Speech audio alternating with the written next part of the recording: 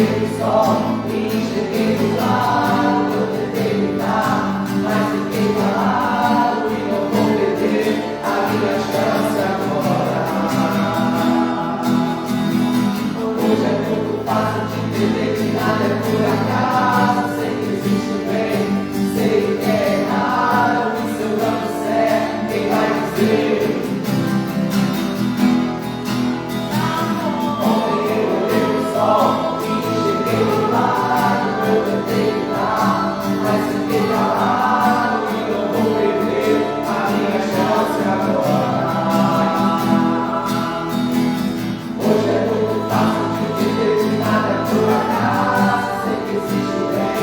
Sei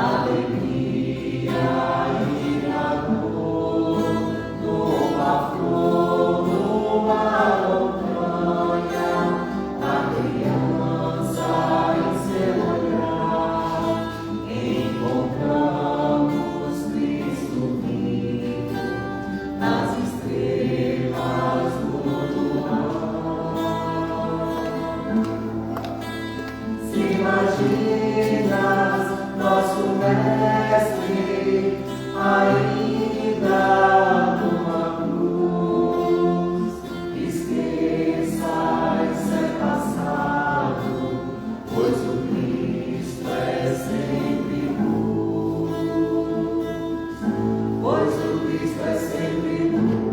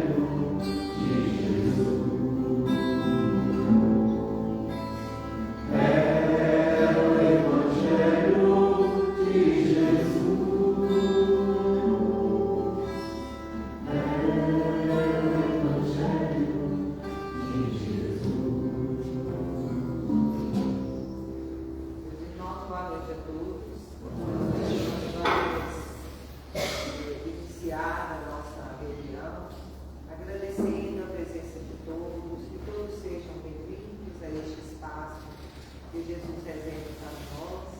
E vamos então observar o telefone, o celular, se está no modo silencioso ou desligado, para que a gente tenha reunião tranquila. E vamos então, nesse instante, levar os nossos pensamentos a Deus, nosso Pai amoroso, a Jesus, o nosso Mestre, lembrando, Senhor, das bênçãos recebidas do dia de hoje, por todos os momentos em que o nosso caminho recebeu a luz, o amor, e os nossos corações se sentiram apaziguados e amados. E também nos momentos em que nós tivemos que vencer os desafios, nos distanciarmos da dor, observarmos as nossas reações junto aos nossos inimigos. Que o teu amor, Mestre querido, sempre esteja conosco, nos trazendo a compreensão daquilo que vivemos, das coisas que nos angustiam, das alegrias que nos remetem a momentos de paz para o nosso ser.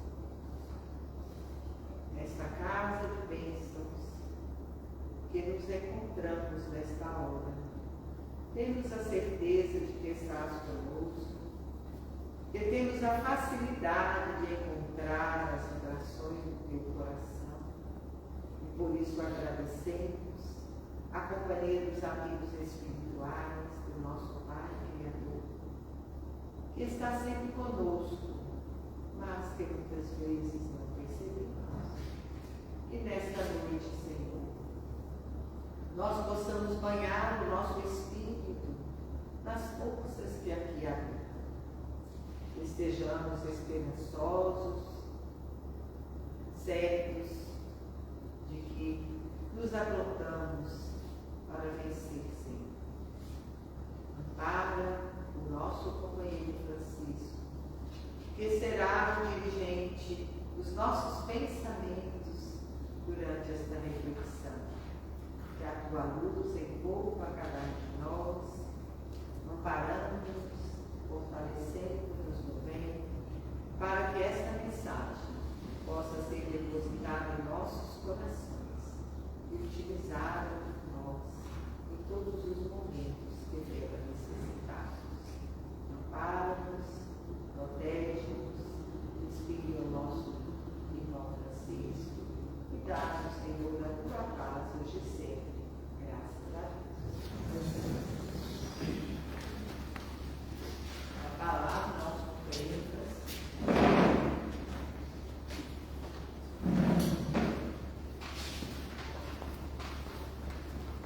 Meus amigos, amigas, irmãos, mais uma vez, uma boa noite.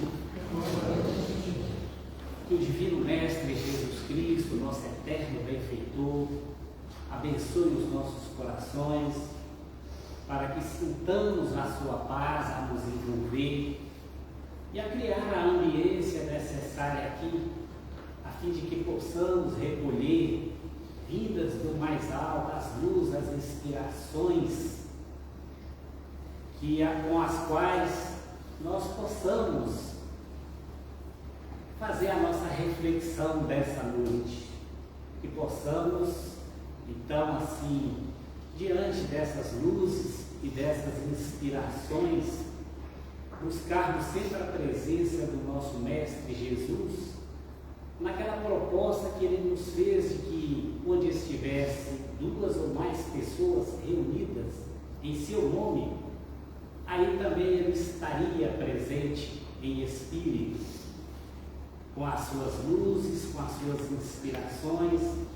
Então, que fixemos nessa sua presença, para que possamos também sair daqui mais instruídos, encorajados, animados e dispostos a cumprir com as nossas tarefas, com o nosso trabalho, diante de todo o bem que cada um deve procurar fazer. Muita serenidade, muita luz e muita paz para todos. O tema para os nossos estudos e reflexões da noite está no capítulo de número 23, 23º capítulo do Evangelho segundo o Espiritismo, intitulado Moral Estranha. Desse capítulo nós vamos ter para a nossa reflexão um pouco mais aprofundada, do item 9 ao item 18, que trata dessa fala de Jesus: não vim trazer a paz, mas a divisão.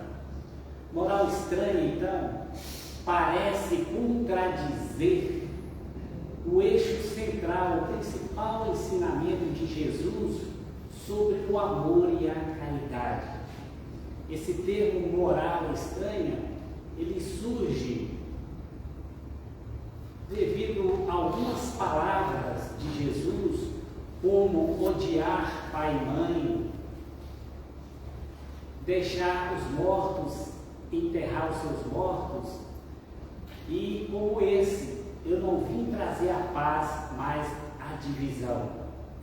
Essas palavras, quando tomadas assim ao pé da letra, no seu sentido literal, ela realmente nos causa uma certa estranheza, o que nos motiva a buscar um outro significado, um outro sentido para essas palavras, um sentido mais profundo, um sentido mais coerente com a doutrina do Cristo.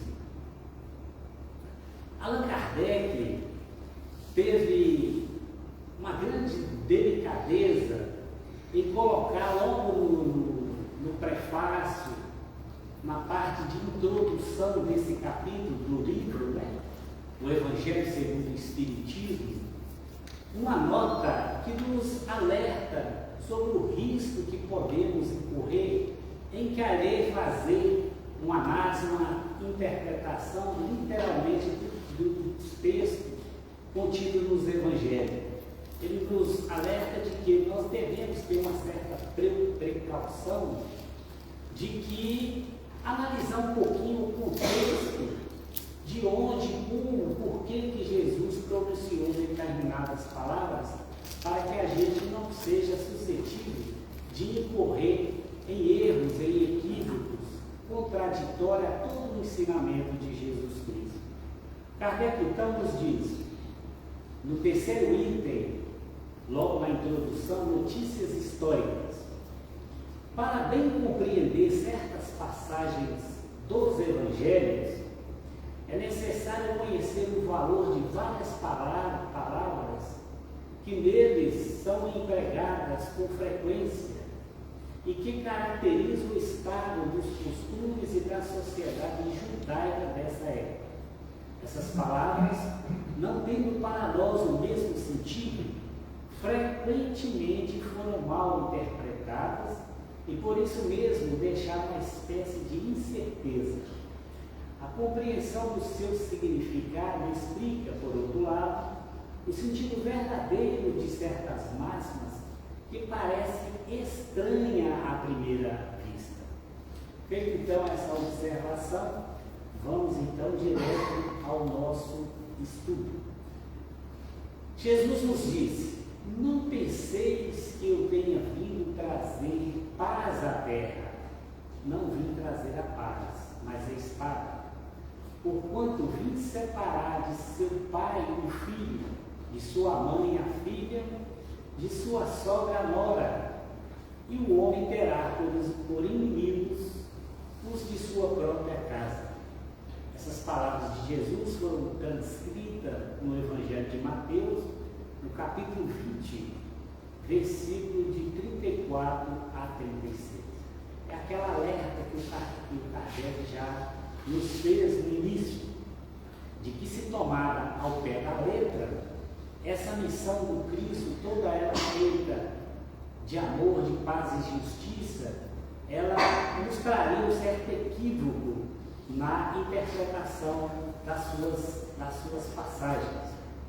É bom então a gente ter essa consciência, porque Jesus já sabia da dificuldade da implantação da Boa Nova, da a sua doutrina toda era fundamentada no amor e na caridade.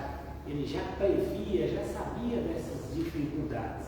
Então tem certas palavras que a gente, se não aprofundarmos, sair da superficialidade, nós teremos dificuldade de entender essa missão de Jesus e vamos fazer um contraste, né, do ensinamento dele, que é todo ele de paz, como se fosse de um conquistador sanguinário, devastador, quando a gente não tem a preocupação de fazer uma análise um pouco mais aprofundada das suas palavras. Kardec ainda vem nos auxiliar mais ainda na sua argumentação sobre o que disse Jesus. Pessoalmente, ele nada escreveu a se referir a Jesus. E Jesus, na sua curta passagem aqui sobre a terra, ele teve uma existência bem curta, mas de uma riqueza muito grande de significado e de sentido. Realmente, ele não escreveu nada e não deixou nada escrito. Tudo, ou quase tudo que nós sabemos ao seu respeito, foram revelados muito depois da sua morte, da sua crucificação, basicamente por 4 homens, que são os evangelistas: Mateus, Marcos, Lucas e finalmente João. Eles escreveram em grego, muito embora provavelmente Jesus Cristo tenha dito em aramaico, que era a língua da sua região, era tipo um dialeto siriaco, e eles escreveram então em grego, e tinha uma forma muito estranha de escrever. A escrita não tinha ponto, não tinha vírgula, era direto assim, não tinha espaço nem nada, né? Quando foi feita então a tradução do grego para o hebraico, naturalmente houve uns equívocos, porque a língua hebraica não era uma língua rica de sentido, de significado. Uma palavra era utilizada para designar várias e várias coisas. Assim é que nós vamos deparar com alguns fatos históricos que trazem muita contradição.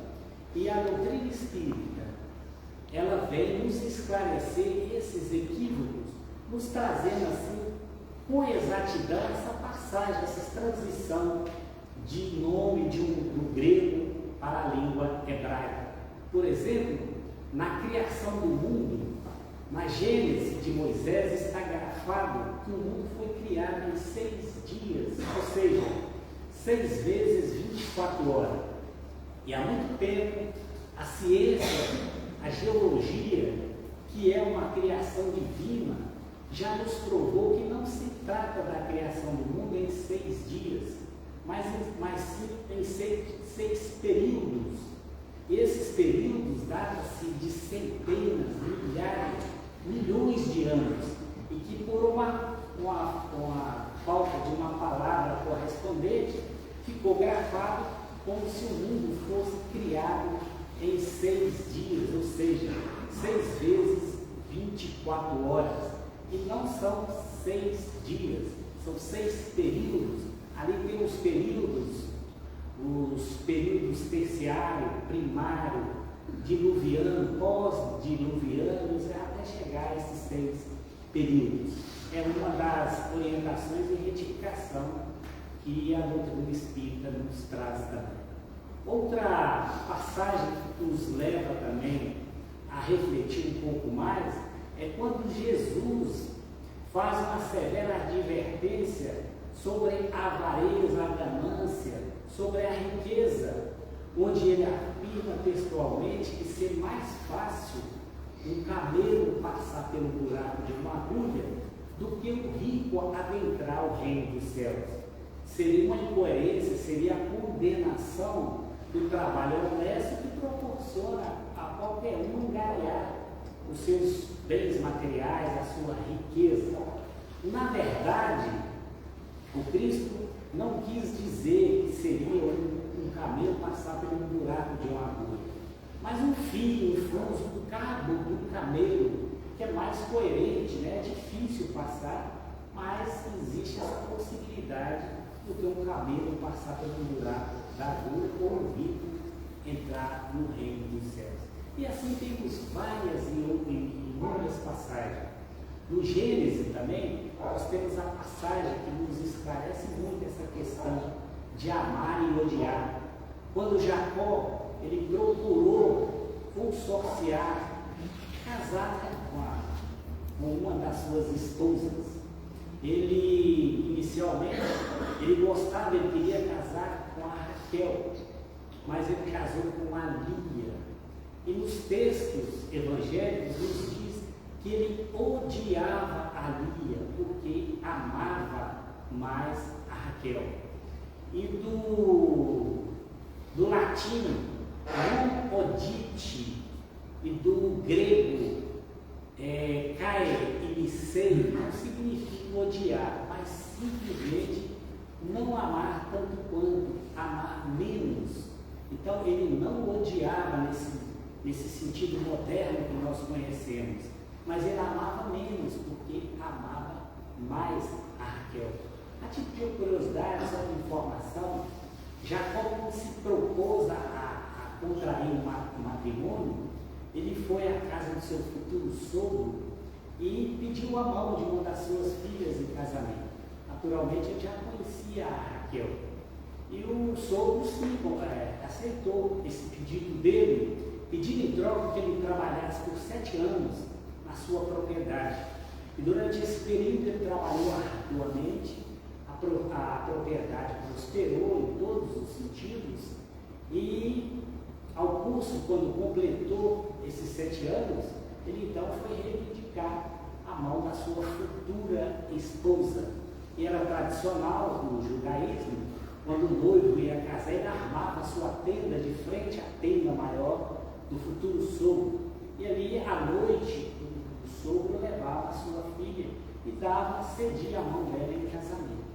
E qual a surpresa que no outro dia ele deparou, não foi com a pretendente, com a Raquel que ele queria, ele deparou com a Lia. Então ele questionou, achou que teria sido enganado, mas ele não foi enganado. Segundo a tradição judaica, quem tem preferência para o casamento é a filha mais velha, e a Lia era mais velha, por isso que o pai dela cedeu a ela. Mas depois ele refez esse equívoco e cobrou do nosso pobre Jacó mais 7 anos de trabalho para enfim ele ter a esposa que ele quis, que era a Raquel. Sanada essas dúvidas, fica mais fácil a gente entender essas passagens de Jesus, que para segui-lo tem que abandonar, odiar pai e mãe. É nesse sentido que ele nos coloca. Não é odiar, mas amar menos, não amar tanto quanto. É necessário a gente desapegar da forma e penetrar na essência, na ideia, no contexto daquilo que o Cristo está falando, senão nos leva a equívoco. Foi Jesus a personificação da doçura e da bondade, ele que não cessou de pregar ao amor ao próximo, que pôde dizer: eu não vim trazer a paz, mas a espada. Eu vim separar o pai do filho, o esposo da esposa. Eu vim lançar fogo sobre a terra e tenho pressa que ele se acenda. Essas palavras, como nós dissemos anteriormente, parecem ter sido proferidas por um conquistador sanguinário, devastador. Mas não, foi o próprio Cristo que falou. Só que não nesse sentido literal que a gente está lendo aqui. Jesus já sabia das dificuldades que ele teria na implantação da sua doutrina, porque ela ia ferir muitos interesses no sentido político, religioso, enfim, no sentido geral. Toda ideia nova encontra forçosamente oposição. Não há uma única que tenha se estabelecido sem lutas. Ora, Em semelhante caso, a resistência está sempre em razão da importância dos resultados previstos, porque quanto maior é ela, tanto mais ferem os interesses. Na época do Cristo, na implantação da Boa Nova, os fariseus, saduceus, sacerdotes, todos eles, esses grupos, é que dominavam aquela região de Israel. E eles tinham muito interesse em prevalecer com o seu domínio. E essa doutrina de Jesus, ela contradizia todo esse tipo de ensinamentos que eles ministravam. Daí então, a sua ira, a sua perseguição sobre os cristãos, até conseguir levar o Cristo à morte, à sua crucificação. À medida da importância e dos resultados de uma ideia nova, se encontra assim na emoção que causa em seu aparecimento, na violência da oposição que levanta e no grau e persistência da cólera de seus adversários.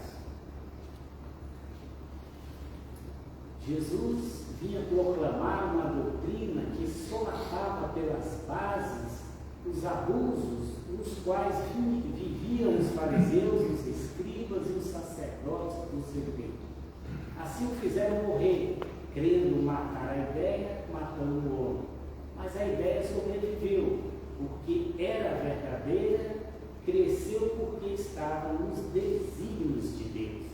Pelo contrário, aniquilando, matando o homem, a ideia causa muito mais curiosidade naqueles que até então nem tinham, do que se deixasse ele prosseguir com o seu trabalho, da sua divulgação.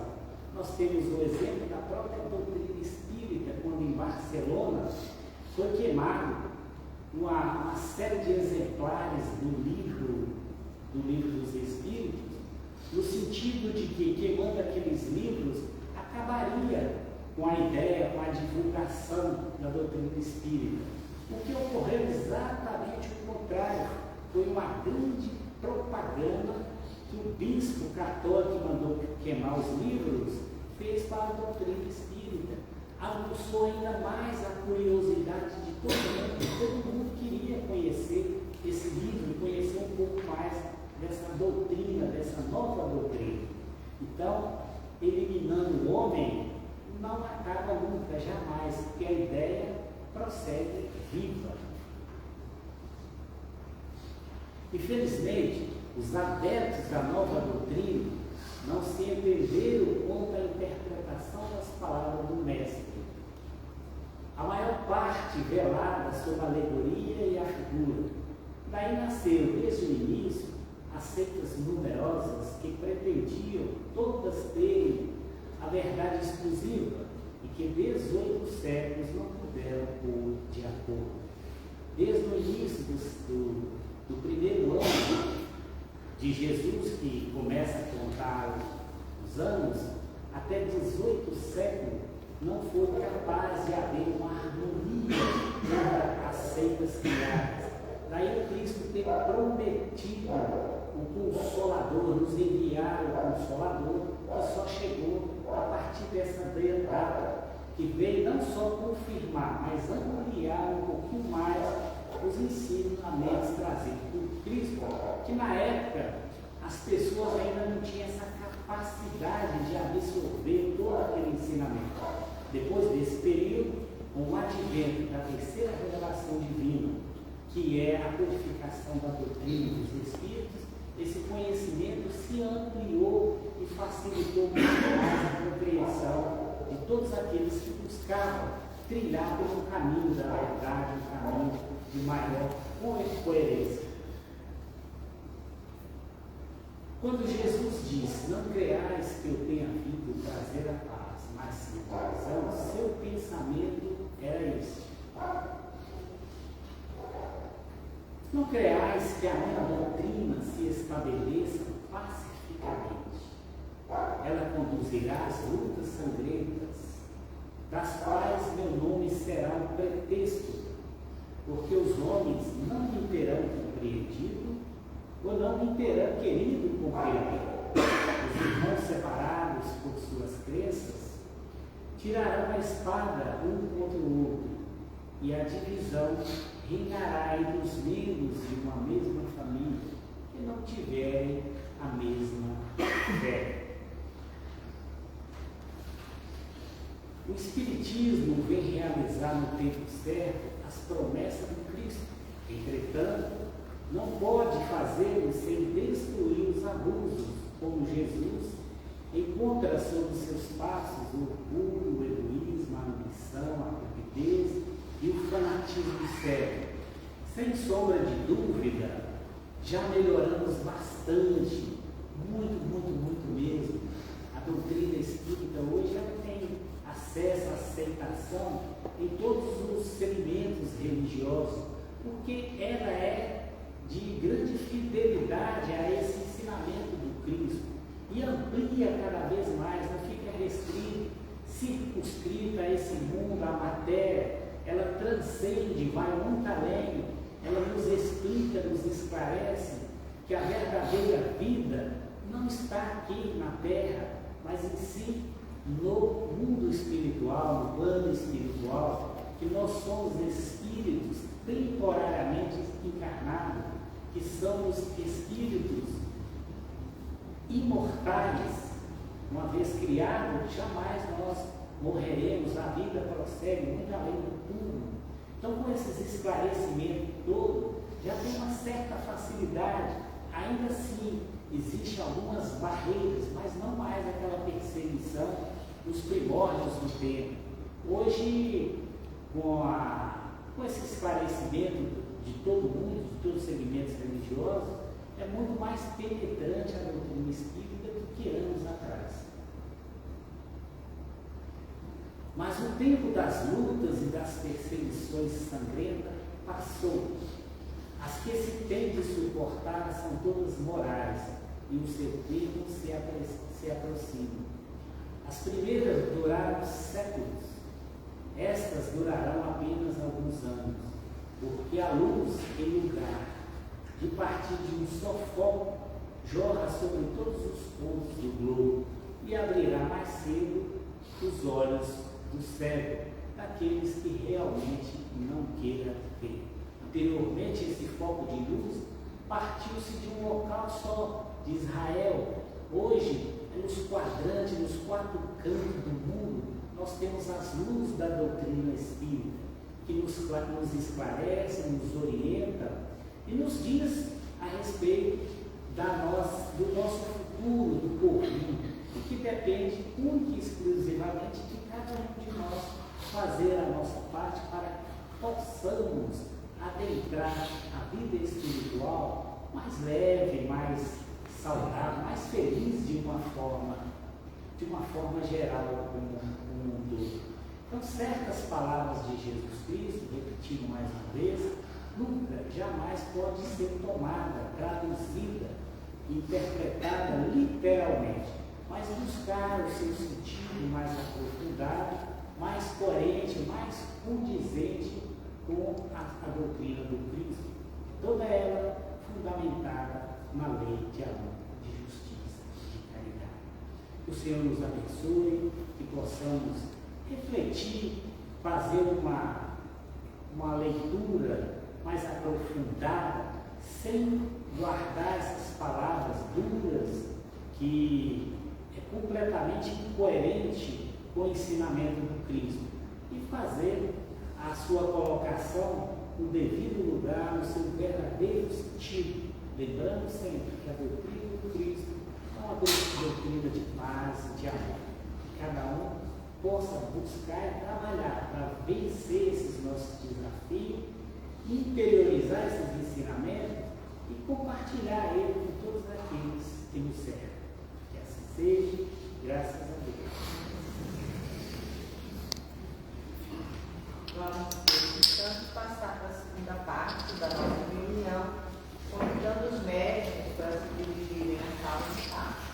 Aos demais, pedir silêncio e aguardar a hora de trabalhar.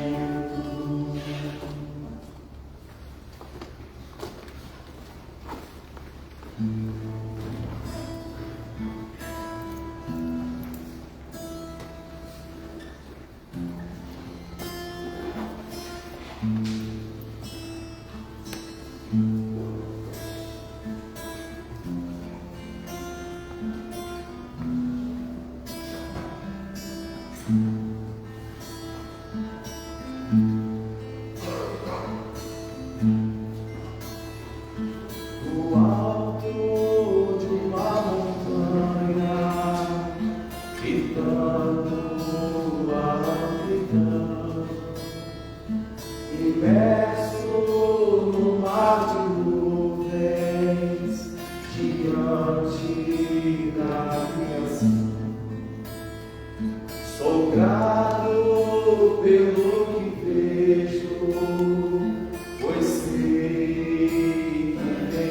ti. Traduzo em oração o amor que tenho, pois tudo está em tudo, e tudo é feito de amor. É só deixar sentir o sopro do Criador.